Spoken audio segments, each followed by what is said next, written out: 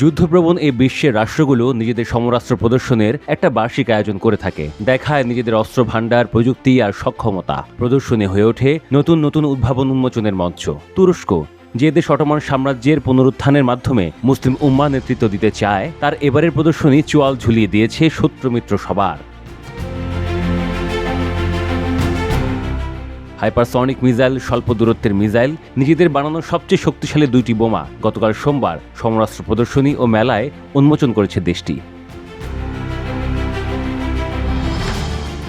এর একটি হলো অপারমাণবিক বোমা গাজাব। বোমাটি তৈরি করেছে তুরস্কের প্রতিরক্ষা মন্ত্রণালয়ের অধীন সংস্থা রিসার্চ অ্যান্ড ডেভেলপমেন্ট সেন্টার আরডিসির গবেষক দলের নেত্রী নীলুফার কুজুলু সাংবাদিকদের জানিয়েছেন, গাজাব বোমাটি বর্তমানে প্রচলিত স্ট্যান্ডার্ড এমকে সিরিজ ঘরানার। এই ঘরানার যত বোমা বর্তমান পৃথিবীতে প্রচলিত আছে সেগুলোর তুলনায় 3 গুণ বেশি শক্তিশালী গাজাব।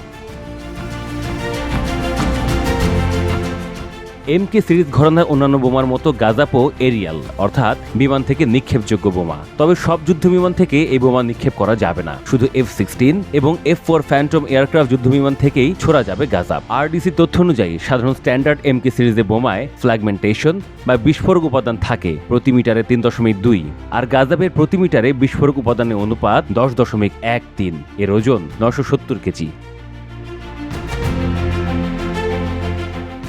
ফলে বিস্তীর্ণ এলাকা জুড়ে ধ্বংসযজ্ঞ চালাতে সক্ষম গাজাব। নীলুফার বলেছেন, গাজাব যেখানে বিস্ফোরিত হবে এরপর তার চারপাশের 160 মিটার এলাকায় তাপমাত্রা পৌঁছাবে 3000 ডিগ্রি সেলসিয়াসে। এই পরিমাণ তাপে ইস্পাত গলে যায়। গাজাবের শক্তি ও ধ্বংসাত্মক ক্ষমতা পারমাণবিক বোমার পরেই, অর্থাৎ বর্তমান বিশ্বে পরমাণু বোমা ব্যতীত সবচেয়ে শক্তিশালী যেসব বোমা রয়েছে, গাজাব সেসবের মধ্যে অন্যতম ও শীর্ষস্থানীয়। সাংবাদিকদের কাছে এমনটাই দাবি করেন নীলুফার। গাজাবের ওজনেরই দুর্ধর্ষতম দ্বিতীয় বোমাটি হল NEB-2 গোস্ট। তুরস্ক দাবি করছে এটি বর্তমানে সবচাইতে সেরা বাংকার বিধ্বংসী বোমা। নীলুফার কুজুলুর ভাষ্যমতে, সাধারণত একটি পরমাণু স্থাপনায় মার্কিন বাংকার বিধ্বংসী বোমাগুলো মাটির 2.4 মিটার গভীর পর্যন্ত ভেদ করতে পারে, কিন্তু NEB-2 গোস্ট ভেদ করতে পারে 7 মিটার পর্যন্ত। যুদ্ধবিমান F-16 থেকেও নিক্ষেপ করা সম্ভব এই বোমা।